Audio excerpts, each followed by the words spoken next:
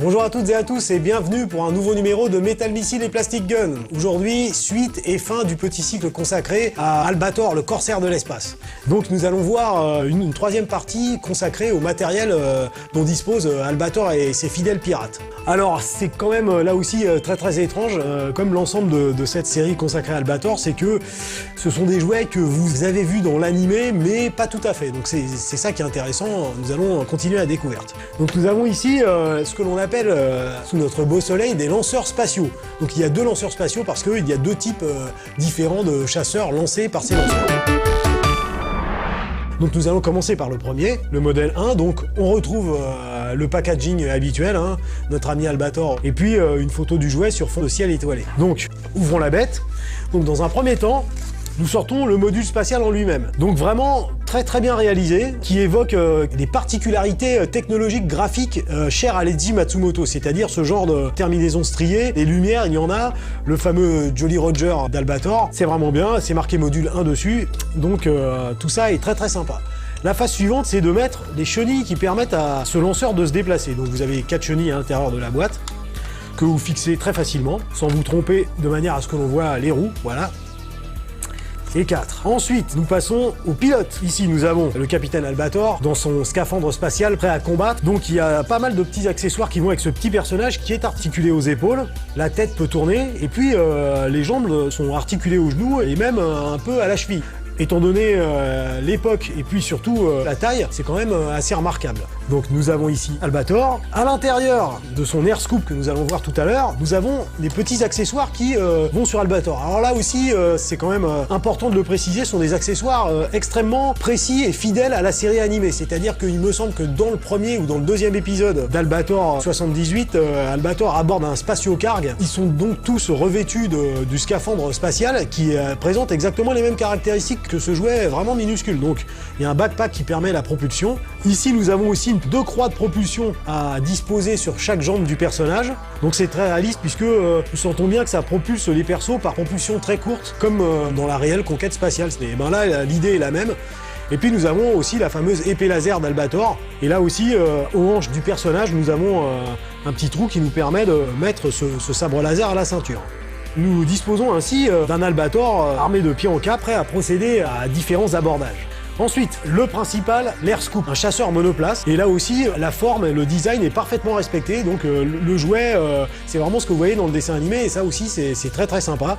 Ici, vous pouvez sortir une dérive arrière. Donc il y a autre chose de très plaisant, c'est que, bien sûr, vous êtes obligé d'enlever les différents accessoires, ainsi que le socle, évidemment. Mais vous pouvez mettre votre personnage aux commandes de l'air scoop. Ceci fait, voilà, vous le disposez correctement de manière à ce qu'il n'y ait rien qui dépasse et pour ne pas l'abîmer. Voilà, vous refermez le cockpit et vous le voyez, vous avez Albator aux commandes de l'air scoop. Mais ô joie suprême, le bonheur ne s'arrête pas là puisque vous avez ici la possibilité d'introduire l'air scoop dans le lanceur, de tirer ici sur l'arrière du lanceur et donc d'armer un ressort. Et là, ô joie, au pinacle du plaisir, vous appuyez sur déclencheur et vous lancez l'air scoop. Et vous avez vu que c'est quand même un bon ressort bien puissant, on va le refaire parce que je ne résiste pas, vous le savez, au plaisir de lancer des choses. Donc je mets la main quand même pour préserver l'objet. Mais voilà, du bon ressort, et puis l'air scoop lui-même est pourvu de petits trous qui font penser à celles des voitures Matchbox de l'époque, ceux qui en ont possédé savent de quoi je parle, donc ça roule très bien. Un jouet vraiment sympathique, donc on peut penser que le lanceur figure le nez de l'Aviscoop, puisque les air scoops sont stockés et lancés en partant des Aviscoop. Donc c'est une extrapolation, mais c'est vraiment très sympa, vraiment visuellement le rendu est génial, et puis le gimmick est amusant, voilà, vous pouvez le poser, c'est vraiment quelque chose de très bien trouvé, c'est de l'improvisation mais c'est vraiment bien trouvé.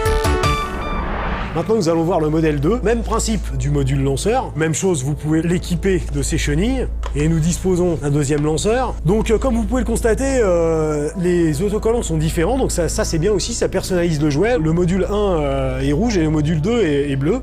de nouveau le socle que vous fixez dans les trous sous les pieds du personnage. Voilà. Et bien sûr, sans ça, tout ne serait pas complet. Vous avez aussi les petits accessoires, le backpack, les petites croix de déplacement, de propulsion. Et puis, comme tout à l'heure, pour finir, le sabre laser qui reste sur sa hanche. Et voilà. Et vous avez ici donc une deuxième version d'un personnage en scaphandre d'Albator. Alors, la grosse particularité du module 2, c'est que justement, il propulse un autre type d'appareil. Donc voici le module. Super bonne finition aussi. La dérive, vous la relevez. Les mêmes petits trous dont on parlait tout à l'heure. 3 vrilles. Voilà, une fois que Ramis a pris place à l'intérieur du cockpit du module 2, nous pouvons passer au plaisir indicible. Vous introduisez le module dans le lanceur pour éviter une éventuelle collision. Et là aussi, achat!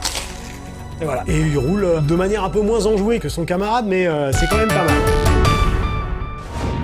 Voilà pour les lanceurs, donc des objets un peu incongrus parce que pas réellement représentés dans le dessin animé, mais quand même, vous voyez, du jouet sympathique, on prend plaisir et du temps à les manipuler, la finition est excellente, c'est du Takara, un excellent fabricant de jouets japonais qui nous a déjà gratifié de plein de choses. Voilà, du jouet japonais, Takara, Albator, des pirates qui se jettent dans le combat sous la bannière de la liberté.